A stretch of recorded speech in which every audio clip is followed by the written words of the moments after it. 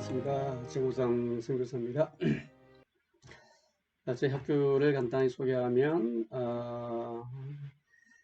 DS Asian Seminary or DC 대학원이 되겠습니다. 네, 종일 선교위원회의 승인을 받았고요. 신학교로 필리핀에서 새로운 어떤 패러다임을 만들어가고 있는 학교라고 볼 수가 있고요. 아리산 아시안 리더십 대학원은 2010년도에 제가 개척을 했고요. 그 다음에 지금까지 6회, 올해 2021년까지 7회 졸업생을 지금 배출했고, 200명이 약간 넘는 대학원생들을 목회자들을 배출했습니다. 자, 교회 개척 대신에 신학교 개척으로 어떤 새로운 좀 선교 전략이랄까요? 좀 더 효과적인 그런 선교 전략을 사용해 오고 있습니다. 그리고 전액 장학금을 운영이 되고 있고, 또 교수 자체를 양성해서 그 교수들 하여금 자체 학생들로 운영되고, 또 학생을 위한 학생들의 학교라고 보시면 되겠습니다. 예, 간단하게 학교의 역사를 관련하면 이제 2010년도에 필리핀 국립경찰청에서 첫 성경 공부로 시작을 했습니다. 그러다가 학생들의 숫자가 늘어나면서 지금의 신학교로 이제 이전을 하게 되는데요. 뭐 신학교로 해봤자 뭐 어떤 규모를 갖춘 그런 학교는 아니고 저희 집에서 학교를 하고 있습니다. 저희 집에서 이제 학교도 하고 교회도 하고 기숙사 겸 또 뭐 게스트룸 저희도 살기도 하고요. 집에서 모든 것이 다 이루어지고 있습니다. 2010년도에 개원을 했고요. 2015년도에 1회 졸업생을 6명 배출했습니다. 5년 만의 일이죠. 16년도에 2회 졸업생은 21명, 3회 졸업생이 18명, 4회 졸업생 50명을 배출했고, 그 다음에 5회 졸업생에서 39명, 그 다음에 6회 졸업생에서 60명, 7회 졸업생은 이제 올해 2021년도에 7회 졸업생을 이제 며칠 전에 5월 28일 졸업식을 했는데, 전체 졸업식을 할 수가 없고, 이제 코로나 때문에 각 분교별로 모여서 지금 해서 아직 정확한 숫자가 지금은 파악이 되지 않고 있습니다. 올해도 아마 한 숫자가 그렇게 많지는 않겠습니다. 한 30명에서 40명 그 사이 졸업 예정자로 보고 있습니다. 자, 아리산 리더십 대학원은 이렇게 생명신학 운동을 전개하고 있습니다. 그것은 바로 실천적 신학을 표방하고 있죠. 학문을 삶과 목회 현장에서 적용 가능한 그런 프로그램들만 선정해서 학문적 발전과 어떤 삶의 질을 향상하는 데 중점을 두고 있습니다. 그래서 신학 과목은 가능하면 저희들 가르치지 않고 일단 대학 과정에서 기본적인 신학 과목을 다 배웠을 거라고 이제 예상을 하고, 대학원 과정에서는 주로 실천 신학 중심으로 배우고 있고, 저희 학교가 이제 리더십 대학원이다 보니까 리더십에 주안점을 두고 있고, 그리고 또 선교사인 저로서는 또 선교적 과목, 이제 선교학에 주로 주안점을 두고 있습니다. 저희 학교는 이제 철저한 하나님의 믿음으로 운영되는 신학교로 수업료를 받지 않습니다. 물론 신학교가 뭐 수업료 없이 어떻게 운영되냐고 지금 많은 분들이 의심을 가지고 있고 이해를 못하고 있는데, 또 뭐 어떻게 돈 없이 어떻게 학교를 운영하냐, 뭐 학교를 무료로 하기 때문에 학교 질이 나쁘지 않냐, 뭐 여러 가지 말씀들이 많긴 하지만은 필리핀 현실에 맞는 학교 체질을 이렇게 구축하려고 저희들은 어떤 정해진 한 장소에 기존에 있는 그런 학교 형태가 아니고 모바일 형태의 학교입니다. 그러니까 도시 중심에 있는 것이 아니고 각 지방이 흩어져서 각 지방별로 저희들이 학교를 운영하고 있고, 필리핀 전국의 각 도시마다 적어도 하나의 신학교를 이제 세울 그런 계획을 가지고 있고, 건물을 세우는 대신에 이제 기존에 있는 교회를 학교 건물로 사용하고, 어쨌든 사람을 세우는 일에 사람을 세우는 일에 저희들 초점을 맞추고 있습니다. 성도들 사이 물론 다양하죠. 그러니까 뭐 가장 기본적인 것이 교회 개척 사이일 텐데, 물론 저희들이 학교 개척을 하지만 최종적으로 교회 개척의 목적이라고 할 수 있죠. 그런 많은 사역들 가운데서 저는 학교 개척을 주 사역으로 지금 하고 있고, 현재 한 20여 개의 분교를 개척해서 지금 공부하고 있는 학생들만 한 300여 명 정도 되고 있고, 지금 팬데믹으로 인해서 이제는 선교가 이제 해외로까지 이렇게 확장을 했습니다. 그러니까 지금 우리 현재 분교가 네팔에 분교가 일주일에 수업을 이제 2번 정기적으로 수업을 실시하고 있고, 그다음에 미얀마에 오프라인 수업과 온라인 수업을 동시에 미얀마는 실시하고 있습니다. 그런데 최근 아시다시피 이제 군사 쿠데타로 인해서 여건들이 좋아지지 않고 있습니다. 그래서 지금 당분간은 쉬고 있는 그런 상태라고 보시면 되겠습니다.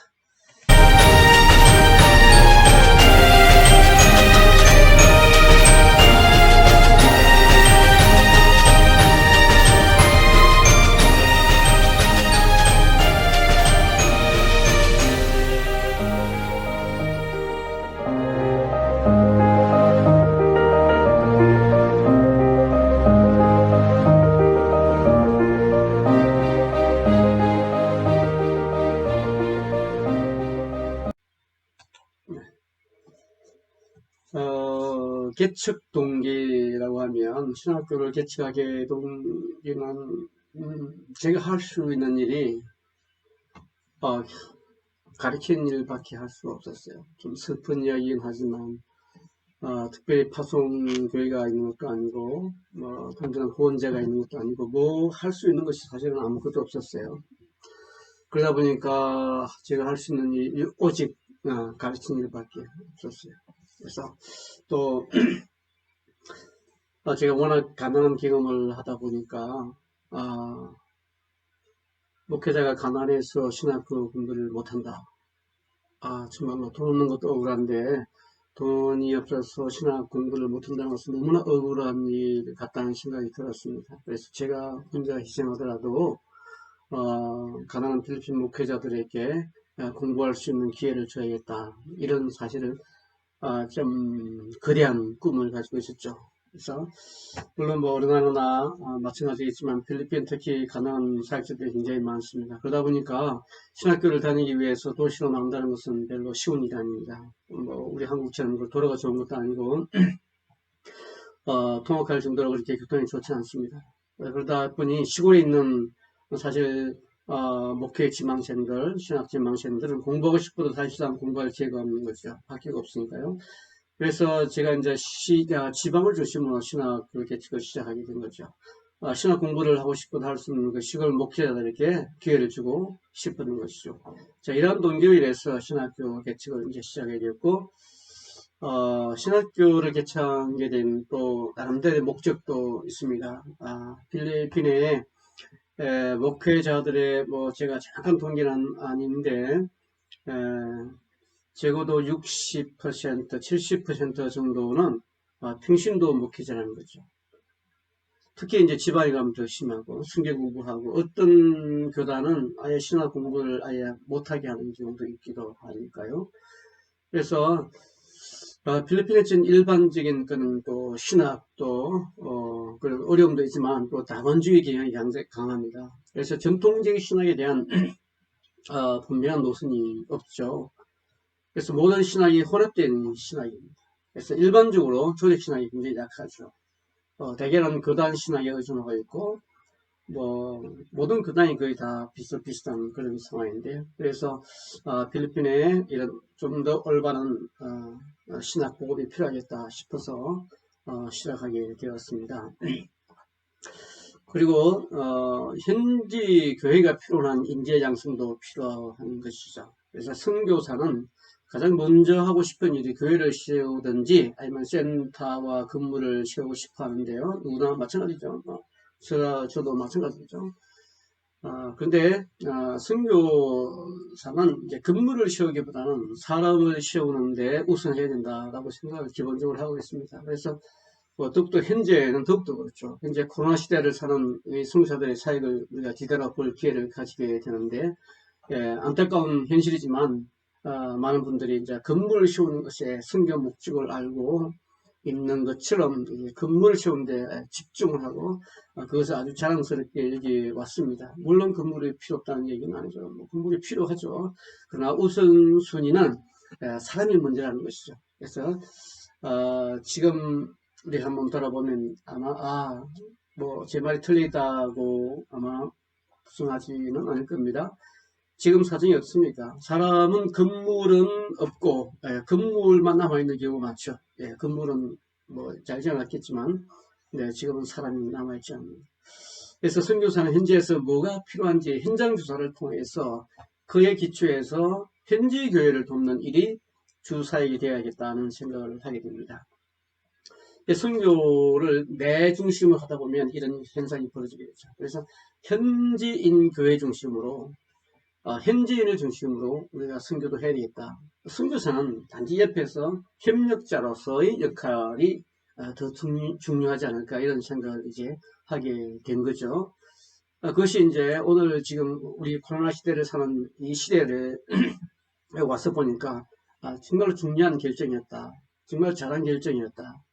훌륭한 결정이었다라는 결론을 스스로 이렇게 내리게 됩니다. 여러분들은 어떻게 판단을 하실지 모르겠습니다만, 전 선교사는 현지인 교회가 필요로 하는 그 선교 사역자들을 잘 양육하고 또 공급하고 현지 교회가 성장할 수 있도록 돕는 조력자의 역할이 되어야 한다는 것이 기본적인 생각입니다. 왜 꼭 내가 해야지? 차라리 동력자로 남아있는 것이 선교사에게 이를 것 같다는 생각을 하게 된 것이죠. 그래야만 선교사가 떠나더라도 교회가 살아남을 수 있다. 우리가 아시다시피 선교사가 떠난 자리에 비어있는 교회들이 사실 많이 있습니다. 불행하게도 저는 처음부터 재정적인 문제로 인해서 건물을 세울 수가 없다고 앞에서 말씀드린 것처럼 그래서 주변에 있는 교회를 사용할 수밖에 없었죠. 건물을 세우기보다는 이렇게 사람을 세우는데 주로 할 수밖에 없는 그런 환경이 되어진 거죠. 사실 제가 의도했던 바는 아닌데 결과로 보니까 많은 시간이 지나서 그래서 거의 한 10년, 20년이라는 긴 세월을 지나서 보니까 그래도 참 잘했다. 돈이 없는 것도 때로는 축복이 될 수 있다. 이런 것을 이제 보게 됩니다. 그래서 현지 교회가 필요로 하는 목회자들을 양육하고 공부하는 일을 하면서 학교 사역을 하고 있죠. 그래서 저는 단지 동력자일 뿐이고 어쨌든 현지인들을 통해서 더욱더 선교 효과적으로 진행될 수 있도록 도와주는 조력자로서의 역할을 하고 있다라고 생각이 되었습니다.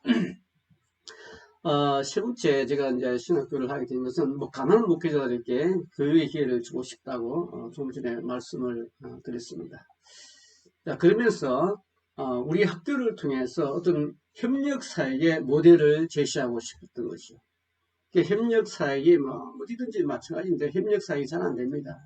항상 나 교회 중심, 개 교회 중심으로 그리고 성장 중심으로 이렇게 하다 보니까 하나님 나라 중심으로 우리가 살지 못했다. 선교사는 현지 교회를 돕는 조력자 또는 협력자로서 함께 동력하는 그리고 공통된 하나님의 나라를 세우는 것을 목표로 하자. 그러니까 나의 나라를, 나의 영역을, 내 제자를 만드는 것이 아니라 물론 하나님께서 원하시는 그런 하나님의 나라 목표를 두고 협력하는 그런 협력 사역의 모델을 제시하고 있다고 볼 수 있습니다. 제 많은 신학교가 있지만 제가 일일이 주도적으로 일을 하지 않고 모든 그 현지 교회에 전적으로 이름하고 있죠. 그래서 저는 단지 시작했을 뿐 동력자인 것을 그들에게 스스로 알리고 서로 나는 협력자로서 그들에게 존재한다는 것을 이렇게 보여주고 싶었던 것이죠. 그래서 우리 서울대학원을 통해서 현지 교회 협력 사이의 모델을 제시하고 있다 이렇게 보여집니다. 그리고 아시안 리더십 대학원은 이제 교회 개척 대신에 신학교 개척으로 어떤 하나의 이것도 선교의 새로운 전략이라고 볼 수가 있겠죠. 그리고 자유로운 이제 오프라인도 있고 온라인 수업을 같이 하기 때문에 시간에 자유롭게 공부할 수 있도록 시간에 공간의 장소 제한을 받지 않고 이러다 보니까 지금 코로나 시대가 우리가 맞이했지만은 전혀 학교에는 운영에 지장이 없고 정상적으로 운영이 되고 있고 오히려 학교가 더 확장되어지고 성장되는 것을 우리가 보게 됩니다. 앞으로 이런 시대가 계속되어질 텐데요. 과거로 돌아가기는 아마 어려울 것 같고 이런 코로나 이후로 저희 학교가 이제 해외로 분교로 이렇게 성장하는 것을 보게 됩니다.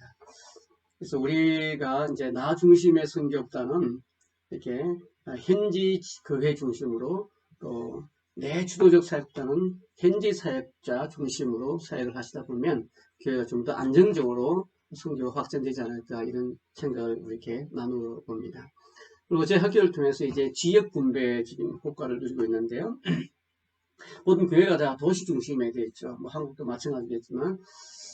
그래서 이제 필리핀도 더욱더 심하죠. 그래서 도시 중심에서 벗어나 이제 시골에도 저희 지방에도 교회가 좀 골고루 분포되어 있으면 하는 기본적인 생각을 가지고 도시보다는 시골 중심으로 지방을 중심으로 해서 신학교를 개척하기 시작한 거죠. 그래서 작은 도움이 되기를 바라는 마음이죠. 네, 시골 교회도 교육 활성화되고 또 목회자들이 제대로 된 교육을 받을 수 있는 그런 기회를 제공한다는 면에 있어서 남대로 자부심을 가지고 있습니다. 저희들 현재 공부하고 있는 학생들이 이제 미얀마라든지 네팔, 방글라데시, 파키스탄 참석하는 학생들은 주로 필리핀 이제 대부분이고 이제 멕시코, 그다음에 말레이시아, 인도네시아, 멀리는 아프리카까지 다양한 학생들이 공부를 하고 있는데 시간대가 서로 다르기 때문에 공부할 수 있는 시간에 아마 제약이 많이 있습니다. 그래서 제가 혼자만 이런 일을 하는 것보다도 다른 많은 우리 성사님들이 각 서로 다른 나라에서 다른 시간대에서 이것을 동일하게 우리가 이 사회를 공동으로 한다면 정말 전 세계적으로 우리의 선교 사역을 확장하지 않을까 이런 생각을 하게 됩니다. 계속해서 여러분들이 함께 기도해 주시면 정말로 감사하겠습니다. 이런 사역들이 성사님들에게 좀 확장돼서 세계적으로 이렇게 퍼져나갔으면 좋겠다. 왜냐하면 선교는 이제 경계선이 없습니다. 보더가 없습니다. 뭐 비자 받을 필요가 없습니다. 마음껏 선교할 수 있는 장을 하나님께서 이 코로나를 통해서 열어주겠습니다. 적극 활용하시면 감사하겠습니다.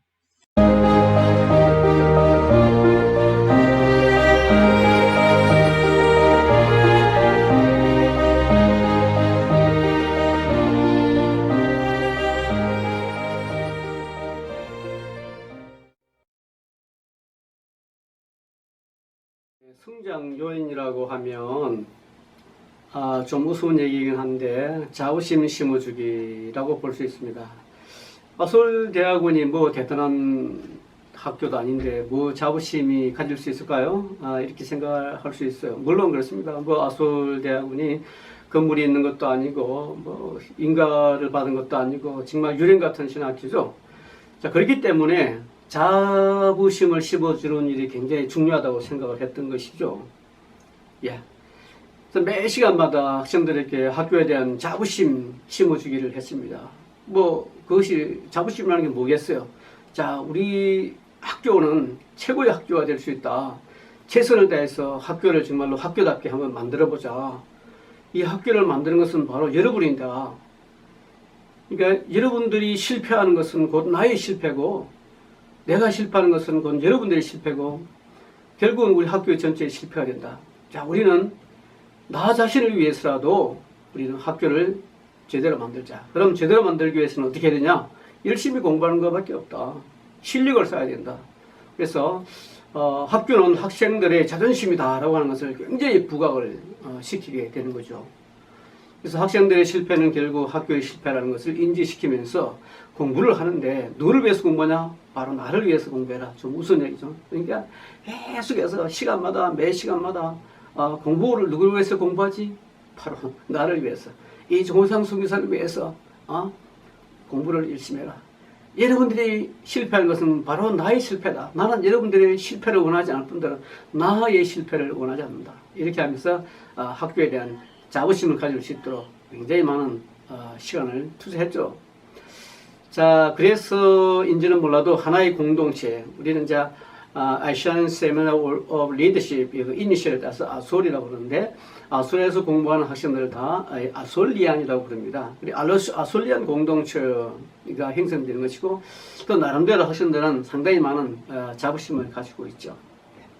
그래서 아마 이것이 하나의 학교에 대한 자부심을 갖는다는 것은 학교를 성장시킬 수 있는 굉장히 중요한 요인이 되죠. 예.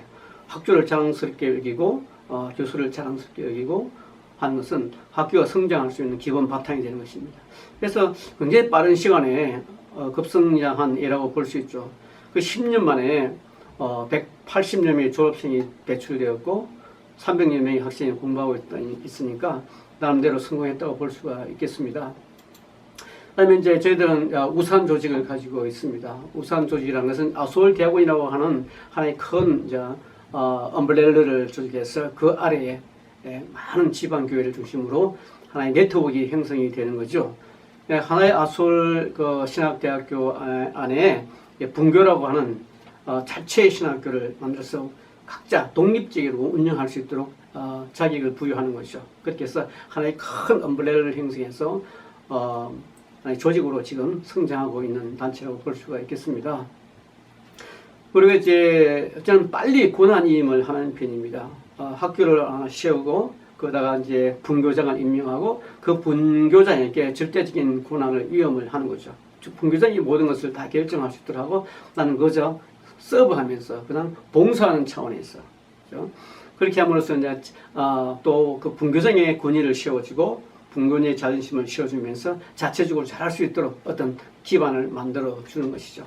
그래서 빠른 권한 위임은 조직체가 빨리 성장할 수 있는 기회를 만들어 주는 것이죠. 항상 내 권한 안에 두려고 하다 보면 성장의 기회를 놓칠 수가 있게 되고 항상 수동적인 사람으로 되죠. 그래서 능동적인 어떤 선교의 패턴을 유지하기 위해서 빨리 권한 위임을 이제 하게 된 거죠. 그것도 하나의 성장 요인이라고 볼 수가 있겠습니다. 그 다음에 이제 셀프 리더인데요. 분교장은 자기가 자기를 스스로 리드할 수 있도록 분교장뿐만 아니라 모든 학생들에게 강조하는 것 중에 하나가 나 자신을 리드할 수 있는 그런 능력 있는 리더자로 굉장히 강조를 하죠. 학교의 이름이 리더십이잖아요. 그러니까 각각의 학생은 자신을 리드할 수 있도록 그 셀프 리더십을 매우 강조를 합니다. 그러니까 학기 중에 교수 실습을 통해서 이제 자기 교수 요원을 이렇게 차출하고 훈련하고 이제 분교장으로 예정을 하죠. 최대한 자존심을 높여주고 실력이 좀 부족해도 어떤 포지션을 주면은 그 포지션에 맞추기 위해서 스스로 노력하는 것을 보게 됩니다. 그렇게 함으로써 이제 성취감을 갖게 하고 자기를 리드할 수 있는 기회를 갖게 되는 거죠. 처음부터 뭐 자격이 안 되니까 기회를 주지 않는다면은 어쩌면 영원히 그 기회를 갖지 못할 수도 있어요. 그러니까 좀 부족해요. 뭐 다 부족하죠. 부족하지만은 그래도 그 위치를 주면은 그 위치에 맞는 실력을 갖추기 위해서 나름 노력을 한다는 거죠. 그것도 이제 우리 학교의 하나의 큰 장점이고 학교가 빠르게 성장할 수 있는 하나의 기회가 될 수 있습니다. 다른 일반 학교를 보십시오. 학교 졸업하고 나서 어떻게 교수할 기회가 있습니까? 안 하죠. 교수 경쟁이 얼마나 치열합니까? 그렇지만 우리는 좀 실력은 부족하지만 그래도 졸업을 하면 교수 자리를 딱 줍니다. 그 교수 자리를 얻기 위해서 나름 열심히 하는 거죠. 그 다음에 이제 교수진은 이제 1차적으로 제자들로 구성을 합니다. 제자들을 통해서 교수 요원으로 양성하죠. 그러니까 본교회는 교수 양성을 목적으로 합니다. 그래서 집중적으로 좋은 교수들을 가르치고 집중적으로 가르치죠. 그 중에서 이제 일반 대학 나온 학생들 중에서 좀 가르치는 능력이 있는 사람들을 이렇게 선출을 해서 분교장으로 임명을 하고 또 자기 교수 요원으로 활용을 하게 됩니다. 그러다 보니까 자기 학교에 대한 또 자부심도 있고 자기 후배들을 가르치는 또 선후배 관계 있고 이렇게 저렇게 해서 이제 끈끈한 어떤 유대 관계를 유지하게 됐죠. 이것도 하나의 교회, 학교의 성장 요인이라고 볼 수가 있겠습니다. 외래 교수는 가능하면 쓰지 않습니다. 외래 교수 중에서 이제 우리 학교 가서 가르치기를 원하시는 분들은 반드시 한 학기 이상 수업을 받도록 하죠. 그래야만이 우리 학교의 정체성을 또 이해할 수도 있고 또 저의 정체성을 이해할 수가 있기 때문에 그렇죠. 그다음에 이제 오랫동안 저는 이제 그동안 가르쳐 왔던 학생들이 있었죠. 물론 똑같은 상황에서 똑같은 여건에서 이것을 동일하게 여러분들 사역지에서 적용한다 해도 성공 못할 수는 있어요. 왜냐하면 저는 이 학교 시작하기 전에부터 벌써 10년 이상 오랫동안 많은 제자들을 양육한 제자들이 기본적으로 바탕에 깔려 있었죠. 그 제자들을 중심으로 해서 이제 신학교 개척을 했기 때문에 어쩌면 어떤 기본적인 바탕이 되어 있었다라고 볼 수가 있는 것이죠. 그 다음에 이제 학교의 성장 요인이라고 할 수 있는 것은 이제 모든 학교에 자유권을 부여하는 것, 그리고 사역을 우리가 함께 공유할 수 있는 각 교회 지역마다 이제 지역 교회를 학교로 쓰면서 그렇죠? 사역의 공유라고 볼 수 있는 것이죠. 또 다른 교회가 없는 분들을 이제 함께 같이 사역할 수 있는 사역의 공통 부문을 이렇게 만들어내서 함께 사역할 수 있는 사역의 공유 개념을 많이 이렇게 강조하는 편이었습니다. 그리고 이제 제 이름보다는 이제 각자의 분교장의 이름을 이렇게 높여주고 그들이 마치 전 학교를 이렇게 운영하는 것처럼 이렇게 합니다. 그래야만이 이제 자부심도 있는 거죠. 나무 밑에서 일한다는 그런 생각을 갖지 않도록 하기 위해서 저는 항상 뒤로 빠지면서 그 사람들을 높여주고 그 사람들을 서브하는 결정도 먼저 하라고 결정을 하라 그러고 저는 따라가는 그런 입장에 있는 것이죠. 이렇다 보니까 이제 스스로 자체적으로 운영할 수 있는 그런 힘을 스스로 길러가는 것 같습니다. 경영 철학이라고 하면 성령의 하나 되게 하심을 힘써 지키자 이것입니다. 우리는 하나 되지 못하는 것에 대한 정말로 한이 맺혔죠. 우리 교회도 하나 되지 못하고 한국 교회도 그렇고 뭐 전 세계적인 교회의 특징 중에 하나인데 왜 천주교는 강력한 하나의 파워를 가지고 있는데 그리고 무슬림도 마찬가지죠. 뭐 심지어 이단들도 마찬가지죠. 신천지라든지 뭐 하나님의 교회니 어떤 하나의 강력한 리더십이 있는데 교회는 이렇게 각자 그냥 이렇게 머리와 물 같은 그런 관계다 보니까 성장하지 못하고 부서 깨어지고 또 서로 다투고 알력이 있고 도대체 성장할 수 없는 그런 요인들만 갖추고 있는 것이 우리 기독교인데 그래서 선교지에서라도 이렇게 하나 되게 하심을 힘써 지키자는 것을 강조하고 팀 프레임을 짜 맞춘 거죠. 그래서 그 팀 프레임이라는 것이 바로 뭐냐면 이제 팀워크이죠. 각 분교로 흩어져 있지만 하나의 엄브렐라 아래 하나의 공동체로서 함께 성장, 동방 성장하는 그런 교회의 모습을 보여주고 싶었던 것이죠. 그래서 이제 어떤 팀 프레임이라고 하면 우리는 이제 건물을 세우기보다는 사람을 먼저 세우자. 건물보다는 사람 중심의 경영을 하자. 이것이 제 경영 철학입니다. 그래서 수호하는 것도 학문 중심에서 목회 중심으로 그래서 탈 커리큘럼화한 거죠. 탈 커리큘럼한 거죠. 그리고 신학자를 양성하기보다는 목회자를 양성하자. 그래서 저희 학교는 뭐 신학적인 바탕은 좀 부족합니다. 그렇지만 목회자를 양성하는 데 있어서는 나름 자부심을 가지고 있죠. 아솔의 최대 약점은 학문적으로 취약하다는 거죠. 저 자신도 뭐 학문적으로 취약합니다. 그러나 아솔은 목회자 중심 교육이기 때문에 별로 개의치 않고 계속해서 앞으로 이렇게 추진할 것입니다. 그리고 이제 헤게모니에서 같이 함께하는 사역자로 협력자로서 저희 경영 철학을 가지고 있습니다. 대부분 선교사들이 뭐 내가 하려고 그러죠. 내 주도로 모든 것을 관리하려고 그러죠. 그러니까 그런 헤게모니에서 이제 함께하는 협력 선교사로 현지 사역자 중심으로 사역하는 것이 이제 저의 경영 철학입니다. 그러니까 선교사는 현지에서 항상 동력자의 위치에 있자. 내가 주도적인 어떤 위치에 있는 것이 아니고 밑에서 서브하고 동력하는 관계. 그래서 현재 교회를 세우는 그런 선교를 지향하고 있다. 이렇게 경영 철학을 말씀을 드릴 수 있고, 그 다음에 자기 리더십과 자기 경영인데요. 셀프 리더나 혹은 오토노미 매니저. 항상 독립적인 경영을 할 수 있도록 그렇게 다 권한 이음을 먼저 한 거죠.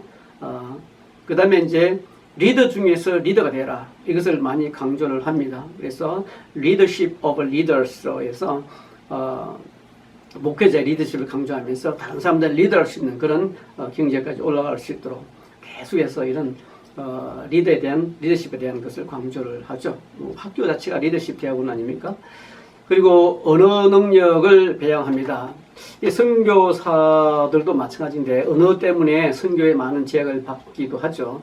그 현지인들도 마찬가지입니다. 그래서 저희 학교에서는 따갈로그 쓰는 것을 일단 근본적으로 금지하고 있고 영어를 쓸 수 있도록 하고 영어로 모든 수업을 진행하도록 그렇게 권장하고 있습니다. 그래서 목회자가 영어를 제대로 이제 구사하지 못하면 필리핀 내에서도 많은 제약이 있다는 것을 제가 알죠. 그래서 제가 이렇게 한국 선교사님들에게 소개할 때도 영어를 잘하는 사람들을 소개해야지 영어 못하면 소개할 수가 없는 거죠. 그렇기 때문에 이런 것도 하나의 학교가 성장할 수 있는 또 질적으로 향상될 수 있는 하나의 요건이 될 수가 있습니다. 그 다음에 이제 전문가 선교사인데 아주 이제 목회를 하더라도 프로페셔널한 선교사가 되자. 모든 영역에 잘하려고 애쓰지 말자. 하나를 하더라도 그 하나에 잘할 수 있는 전문가가 되자. 이런 것을 강조하죠. 무슨 일이든지 선교사는 특정 분야에서 전문가가 되어야 된다. 그래서 우리 필리핀 목회자들에게도 이런 부분을 많이 강조를 하고 있고, 그다음에 이제 소통의 문제가 있는데요. 자, 커뮤니케이션의 방법입니다. 소통이 안 돼서 많은 문제가 일어나기도 하죠. 그래서 이런 커뮤니케이션을 위해서 나름 이렇게 애를 쓰고 있는데 뭐 좀 어렵기도 하죠. 아직은 제가 따갈로그가 좀 부족하기 때문에 이런 소통의 문제가 있긴 한데 어쨌든 이 소통을 위해서 나름 이렇게 애를 쓰고 있습니다. 그래서 제가 주장하는 것은 선교사는 소통의 전문가가 되어야 된다 하는 거죠. 그 다음에 이제 인사행정의 문제가 있는데요. 인사 문제는 이제 자칫하면 소송으로 이어지는 그런 좀 예도 있었는데요. 이게 아솔 대학원은 이렇게 가난한 신학교다 보니까 뭐 아예 돈하고는 관계가 없는 신학교가 되어버렸어요. 그래서 이런 문제에서는 아주 굉장히 자유롭습니다. 돈 관계가 있어야 이런 문제가 일어나는데 모든 교수는 다 자원봉사예요. 왜냐하면 그분들도 다 제 밑에서 뭐 수년을 이렇게 무료 수업을 받았고 저한테 빚진 자들이기 때문에 그들도 이제 빚진 심정으로 학교에서 사실 봉사를 많이 합니다. 제가 해줄 수 있는 건 최소한 왔다 갔다 할 수 있는 뭐 차비 정도 외에는 해줄 수가 없는 거죠.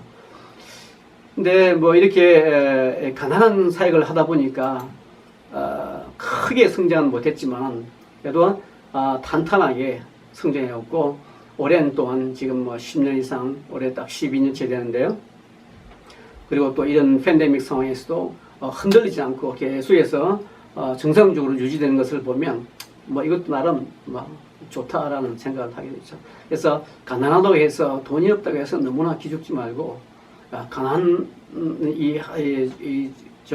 저의 모습을 보면서 가난도 이게 축복이 될 수 있다는 것을 좀 강조하고 싶습니다. 예, 가난한 사람들 많죠. 어려운 가난한 사람들 많은데 뭐든지 돈으로 하려고 하다 보니까 그런 거고, 예, 돈 없이도 할 수 있는 거. 저 같은 경우는 이렇게 가르칠 수 있는 것은 돈 드는 것이 아니니까 이렇게 하다 보니까 이제 이런 결과를 낳게 된 거죠. 사실 제가 의도했던 바는 아니죠. 이제 결과적으로 이렇게 된 것인데요. 어쨌든 하나님께 무한한 감사를 드리고 있습니다. 그리고 하향식 전도 방법입니다.